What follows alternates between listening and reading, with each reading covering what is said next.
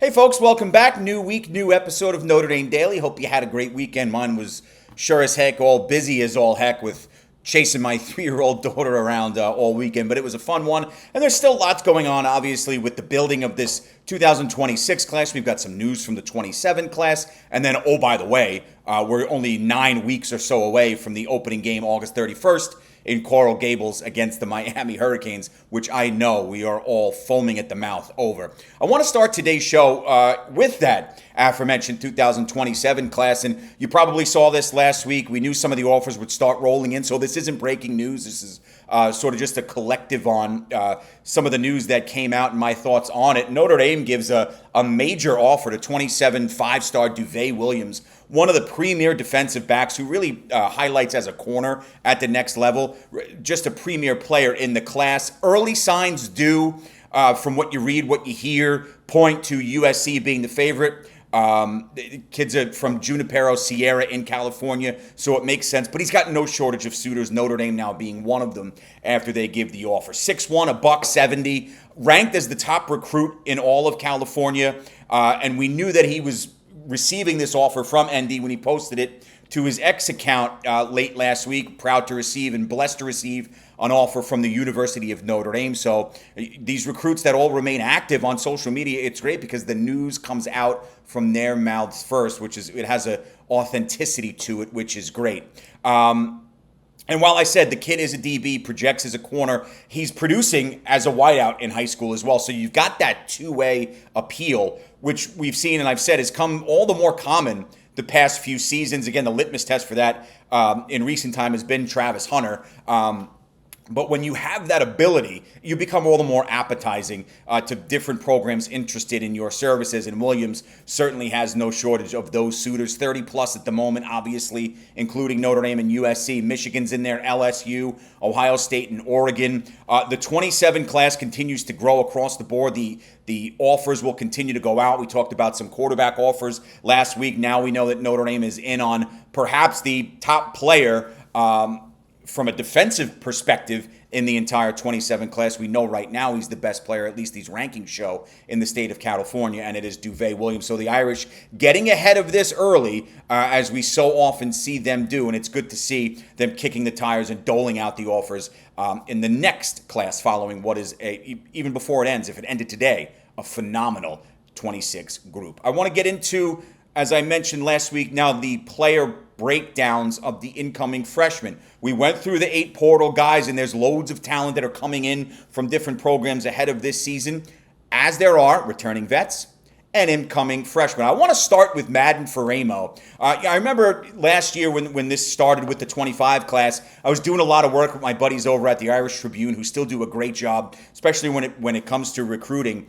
And when I was hosting their podcast, First and Gold, kicking the tires on Madden Faraimo, he said, let's put the offer out there and go get this kid, because you saw that potential and the athleticism and that rare instinctual asset that he maintains pop off the screen on his film. This is a kid, Oceanside, California, 6'2", 225, chose Notre Dame over USC, Texas, Washington, Alabama, and a slew of others. You talk about that versatility. He was a safety in high school where he started his career before transitioning to linebacker, which is where he'll be on the depth chart in South Bend. 2-time All-California selection, elite athleticism, and versatility. And I think versatility is the optimal word here. This kid screams star. And his development will continue, but there will obviously be a role, more on that in a second, for him as a true freshman in South Bend, because he's got that high ability to move laterally, sideline to sideline, and that's obviously always an added plus. Major target of Marcus Freeman through the recruiting process for all the reasons that I just said.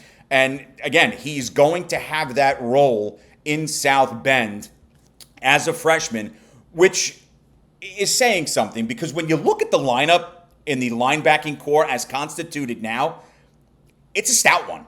Fast, physical, extremely athletic, and it's veteran-led. When you have guys like Jalen Snead, Drake Bowen, KVA, Jaden Ellsbury, Jordan Botello, who you will get back eventually after another heartbreaking injury, Boubacar Traore, who the fan base loves, myself included, and another guy I'm high on in Junior Tui Alamaka, you're set up for elite success Add in a true freshman with the skill set of a Madden Faraimo, and the unit just becomes that much better. Now, Jalen Snead's going to be the starter at the weak side position. We know that. And after he put together a 51 tackle season a year ago with 3 sacks and 6 tackles for loss, that makes sense. That's a no-brainer. Faraimo slots in right behind him on that depth chart. That's how it looks now. That's how it should be. I mean, he's got a similar makeup to KVA because he offers that versatility and the rare instincts, all right? Though that skill set, that combo makes both players extremely dangerous when healthy and when on the field, and we've seen that. And you want to have your best weapons on the field time and time again. You're comparing a kid already who hasn't played a down of collegiate football to someone with the instincts, intelligence, and athleticism of a KVA. That's high praise. He's going to feature on special teams, but I do envision situations where specific defensive packages are going to exist that include Faraimo opportunities and the ability to get on the field as much as possible. Notre Dame's deep at the linebacker position. We know that. I said it a moment ago. And it's a veteran group. But when you're able to sprinkle in as much talent as possible, even younger talent, when these kids can then lean on veterans that have been there, oh, by the way, a team that returns a lot of veterans coming off a run to the national title game, this is huge. And it's an excellent unit without Faraimo.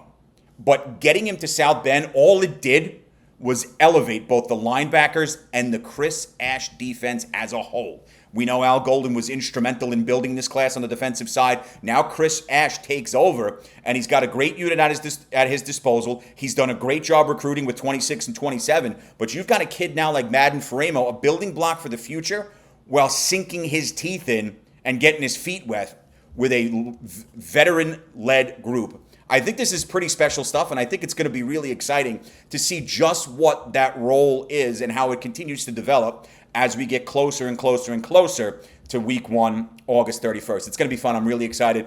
That's why I started with Madden Faraimo, really high on him coming out of high school, going back to even last year, the year before on the recruiting trail, and I can't wait to see what he brings to the table Saturdays in South Bend. And we have some pretty big dates coming up as far as recruiting is concerned. So this is another one of those big weeks for Notre Dame. Talking about the defensive lineman Noah Clark from North Carolina, we know that pipeline has been created in Carolina. Marcus Freeman's done a great job there. Look, things have cooled there on the Noah Clark front. We know that, but the Irish still kicking the tires. So it's worth noting that Noah's commitment date, his announcement date is set for July 2nd. It does appear, however, that South Carolina is the leader in the clubhouse. Aledo, Texas wide receiver Kadon Finley. I think we've all felt relatively good about this the last couple of weeks. Independence Day announcement, fellow wide receiver, the 3-star Devin Fitzgerald, who some people teeter on.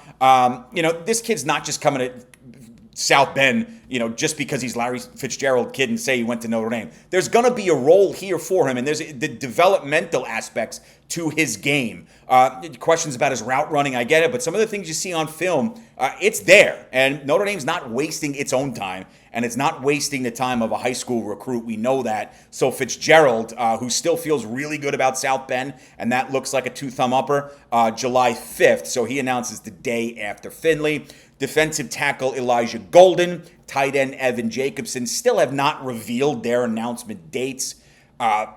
You got to figure they're coming in the next couple of days or sooner rather than later weeks. And even after earning the commitments of Preston Frizzell and Ian Premer, which were 2 grand slams in the bottom of the 9th, the Irish are still very high on Jacobson, as they should. You get Frizzell as the first one. I've always felt pretty darn good about Jacobson myself. Premer was a nice surprise, while not a total shock. The way that it went down happening before the Jacobson commitment, where I thought we all felt pretty good about that one as well, was somewhat of a surprise. But you get the number 3 tight end in the class with Premer committing to Notre Dame last week.